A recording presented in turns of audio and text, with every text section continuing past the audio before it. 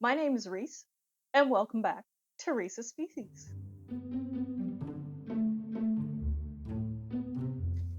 So for today's video, what I'm going to do is I'm going to show you how to deal with enclosures that have stubborn mold or stubborn fungus, like this. So all this yellow stuff at the bottom of this enclosure is known as flower pot fungus.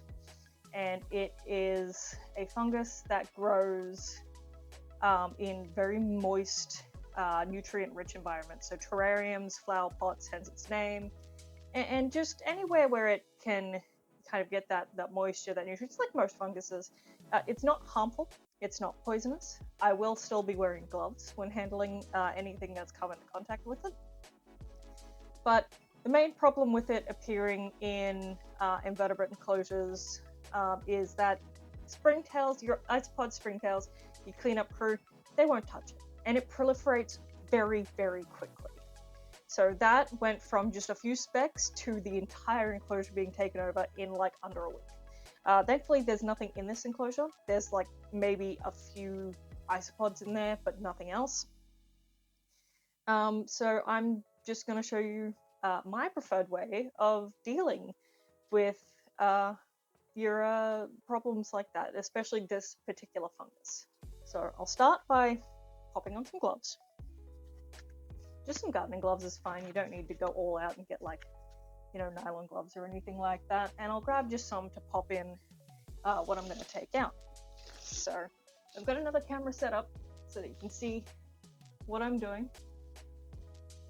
And yeah, I'll start by opening up and taking out all my decor.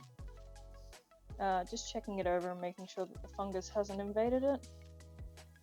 No, everything looks fine. I've got this lovely goat skull. It's real. It's not 3D printed or anything. It's real bone. Pop it to the side. Okay, I'm back. Next, I'll pull out the plants. So this is just some black mondo grass. It's looking a little sad because the fungus has been taking away all its nutrients and all its water. Hopefully it'll start looking a lot better. I'm just clearing all the soil and fungus away from its roots. Hopefully it'll look a lot better once it's been repotted. Black mondo grass is a lovely addition. It doesn't require heaps of light or heaps of water. And it grows really nicely. The only thing you really need to worry about with it is scale. It's very prone for scale. Pop it aside. Got some moss in here. I'm not too worried about saving that. Take out my ornaments. I've got these lovely fake fern leaves that are just picked up from the cheap shop. I think they were $2 or something. There was like one big long fern that I just cut the leaves off of and sealed the ends with, because it was like wire inside, just sealed the ends with, sealed the ends with some hot glue. This piece of Fittonia is dying. I'm not going to bother saving that.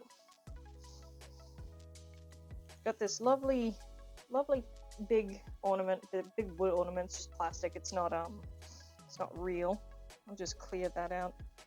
Got some isopods falling out of that. I'll try and save as many of them as I can. Just clear that off. I'll go give it a rinse before I reuse it. I'm just clearing off as much of the dirt and stuff as I can just to make it easier when I reuse it. I've got this lovely red vein Fittonia here. Let's see if I can uproot it without damaging it too much. Well, hopefully it bounces back. I've got this lovely red vein Fittonia. Look at that. How nice is that? This one's done really fantastically. And I'll really like to reuse it, because it's a lovely plant. I'm trying to get it out without tearing the roots too much, but also without pulling too much of that fungus up. I did have some more, but it did unfortunately perish. And I'll grab some of the moss that's still usable. Just some bush moss. There's not too much in here that's still usable. Just grab what I can. There's some little isopods rocking around. I think I'll try and grab what I can. Just because I wouldn't mind keeping some of my isopods. So I'll grab a little container, try and catch who I can. You don't got to worry about being too gentle with isopods. They're pretty hardy little critters.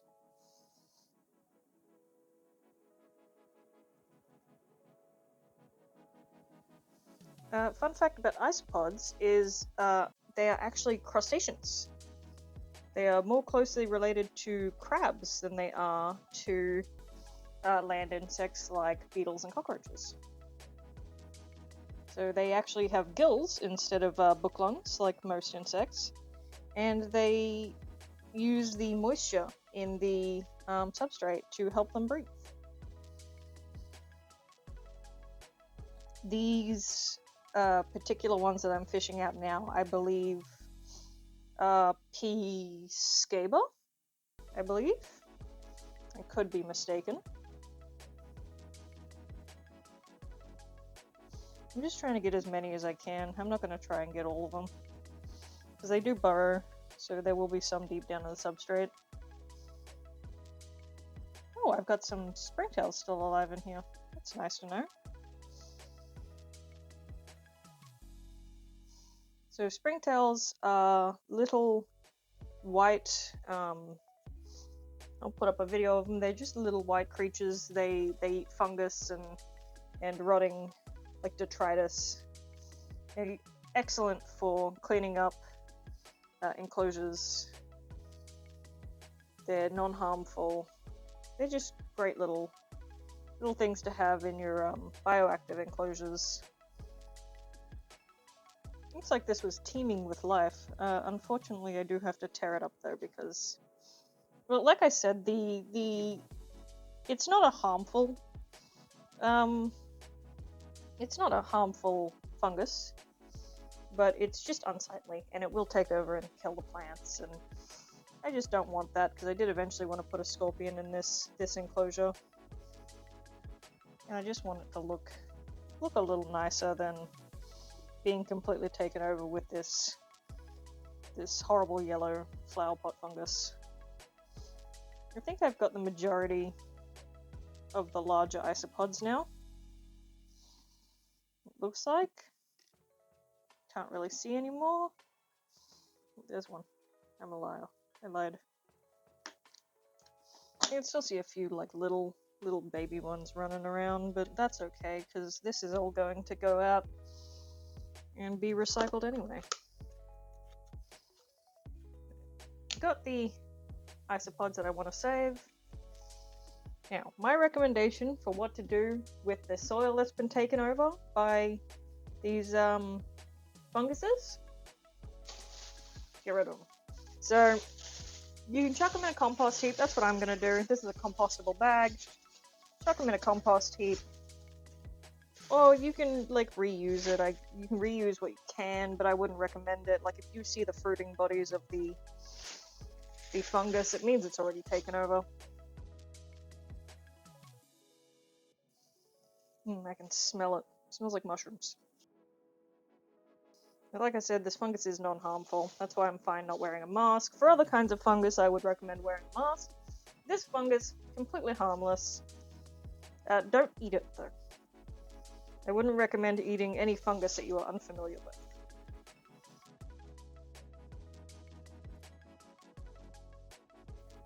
Now, I did have this in there.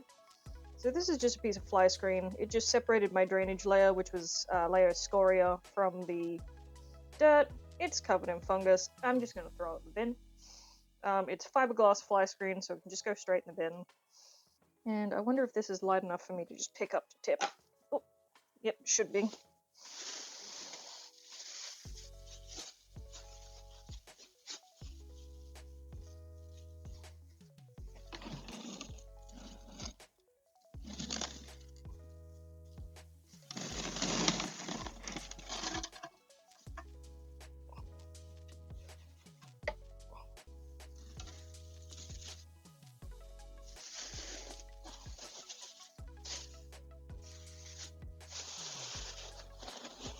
the rocks at the bottom were just scoria, lava rock.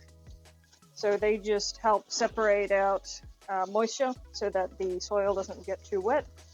I won't be reusing scoria. I found it causes more problems than it's worth, especially in a terrarium this size. Something bigger, sure, but one this size, this is a 30 by 30 glass, just not worth it. Alright, I'm going to go hose this enclosure out, and I will be back shortly. So, now that I've hosed that down and it's been all cleaned out, I'm going to leave it out in the sun for a couple of hours. So for anyone who doesn't know, the best way to sterilize something like that is just to leave it out in the sun. So the sun produces UVA rays, which will kill bacteria, funguses, anything like that. And yeah, so once that's sat out in the sun for a few hours and had time to dry, I will bring it back in and set it up. Alright, so it's been a few hours. The enclosure's all nice and dry now and clean. So what I'm going to do now is I'm going to take some paper towel and some isopropyl alcohol, and I'm just going to give the whole thing a wipe down. But yeah, I'll just wipe down the enclosure with some isopropyl alcohol. So what that will do is it will kill any remaining fungus spores and any remaining bacteria, and it'll also just make the glass look nice. It'll get rid of any hard water stains and just bring it up and make it shiny again. So I've got my iso alcohol, got my paper towels, and what I'm going to do is I'm just going to give it a wipe down. I'll just pour some iso in there. So this is just 70% isopropyl alcohol, nothing fancy. You can just buy this at chemists. I buy mine online. It's not super expensive. I think I paid about 30 bucks for a liter, so that's not too bad. It lasts a long time. I buy it in bulk because I do insect pinning. And also, you know, I have aquariums and stuff. It's just all around quite a useful thing to have.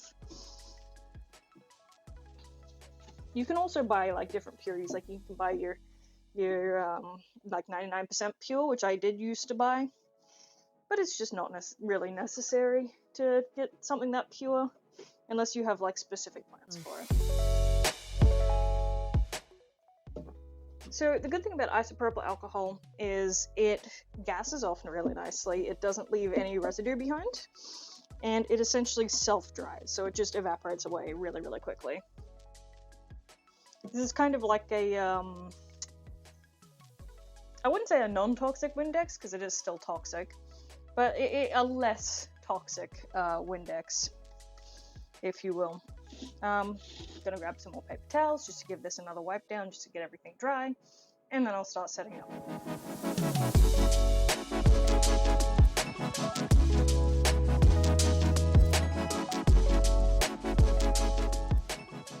Alright, now that I've given that a wipe down, everything's nice and dry, there's no residue left over, I can start adding in my substrate. So I'm not going to bother doing a drainage layer on this one. It's just not a big enough enclosure. I don't plan on getting it so moist and so humid that it needs that drainage layer to get rid of any excess moisture. I have larger terrariums than this, so I've got my tarantula enclosure, which is a lot larger than this. I'd say almost twice the size, and I don't have a drainage layer on that, and it doesn't get any water pooling or any mold growth or anything like that. It does really well. So I'm just gonna forego the drainage layer and just put the substrate straight in. So I have 3 kilos of substrate. I have 2 kilos of the Malt Mountain Fossorial Substrate Tarantula Mix. So this is going to be my base layer. I have 4 of these 500 gram bags. So it's not going to be super deep. I'll say this substrate will probably end up coming to about maybe, 10 centimeters at the most deep. So I'll grab my bags, these base layer bags.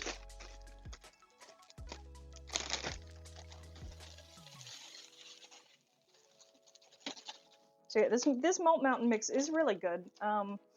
Fran does some really good mixing. She does really good mixes of different substrates, and I really love her enclosures as well. I definitely recommend, if you are in Australia, to go and have a peek at her website. She also sells springtails, isopods, all that. Overall, she's just really good, and I've always had a really good customer experience with her.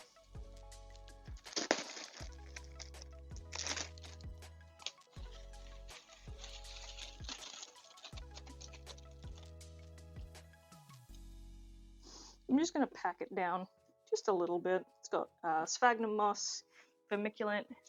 Does it say on the bag? It has sphagnum moss, coir peat, sand, peat moss, and vermiculite. Just as a nice, and it holds its shape really well. You can see, so if something were to burrow into it, it holds its shape really, really nicely. I don't know, you guys, camera couldn't really pick that up, but it does. If something burrows into it, holds its shape really, really nicely. So I'll just compress it down a little bit, and you can see there, I've just kind of like done it so that the back is up a little more. Because of the black background on this enclosure, it helps add depth. Just makes the enclosure look a little bigger than it is. And this is the point where I will chuck on my gloves, which I should have been wearing the whole time, but you know, I'm just gonna pretend I was. And I'm just gonna start adding back some of these ornaments. I'll start with this because this is like a burrow, so I want to cover this in dirt. So for the top layers, I have a kilo of, it's the same mix, but it has springtails in it. So it's a live culture mix, also from Malt Mountain, and all of these are in these biodegradable bags, which is really nice.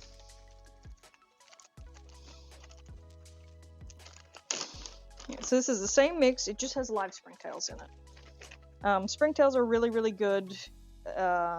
Like they eat funguses, and they eat leftover food from your animals, and they're just great overall for making bioactive enclosures. So I'll just dump my 2 bags, my kilo of this in here.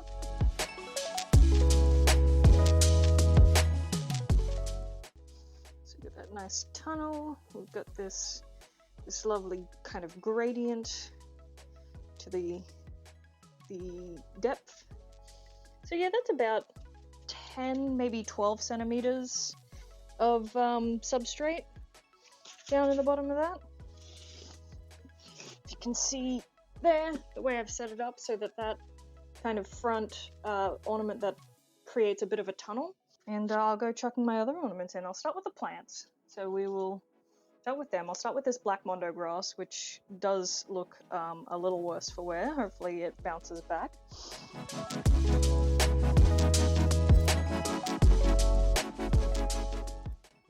Now you can use other stuff to help dig holes, like the back of an old paintbrush is really good for your smaller plants and stuff, but your fingers are fine. If you're working with certain soils, you should always wear gloves. It's not usually necessary with things that are just like your cocoa peat and your cocoa coir and stuff like that. That's usually fine, because they don't usually have any harmful bacteria or anything in them, but you really gotta kind of be a bit mindful, so I recommend wearing gloves regardless. I'll chuck in this lovely goat skull. Don't tell me.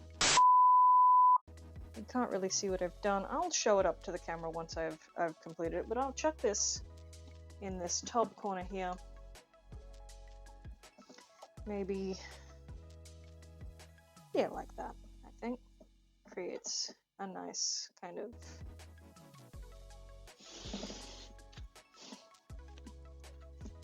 if you can see the black mondo grass in this back corner, the Fittonia down the front there, and how I've done the goat skull to kind of complement that tunnel. And then I've got some moss here. It's a little dry, but what I'm going to do is I'm going to chuck it right at the entrance to that tunnel. And you can just chuck it on top. You don't have to bury it or anything. Moss kind of does its own thing. I'm just going to chuck it at the entrance to that tunnel, just so it creates a bit of like a humidity kind of area right at the front there. And then I'll take these ferns, these fake fern leaves, and what I'll do with them is I'll just create a little bit of interest at the back behind the goat skull. Just pop them in there, tuck them in so that they don't interrupt the lid once it goes on, and that just helps break up that background.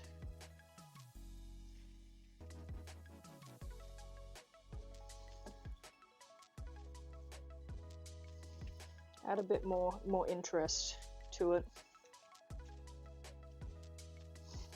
so that it's not just this plain black background behind all of this stuff. Just adds some more interest and makes it look a bit nicer, in my opinion. Alrighty, so now that that's together, I will give it a spray down.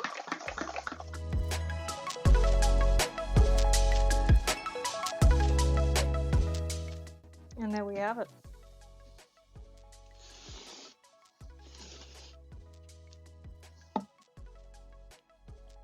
And this will eventually, hopefully, be the home for a rainforest scorpion, so I will keep it nice and humid. For the moment, I will be putting on just the standard mesh lid for these Reptile 1 enclosures, but they also have an acrylic lid you can buy to trap more humidity, but I've found that leads to higher like mold growth and higher fungus growth, and it just turns out to be like too humid. It's almost like they need more holes, or need like some of this mesh in the middle and an acrylic around the outside. Just because of the glass, I think there's no cross ventilation, it's all ventilation out the top, so. But yeah, I will pop this one up on the shelf. And yeah, that's that. Oh, never mind, no it's not. I forgot to add in my little isopods that I rescued previously. I'll pop these guys in, and they will get established and do their job. And yeah, well that's that for real this time. And yeah, that's my enclosure build and how I deal with mass takeovers of fungus in terrariums. Thank you so much for watching. I'll see you next week. Bye bye.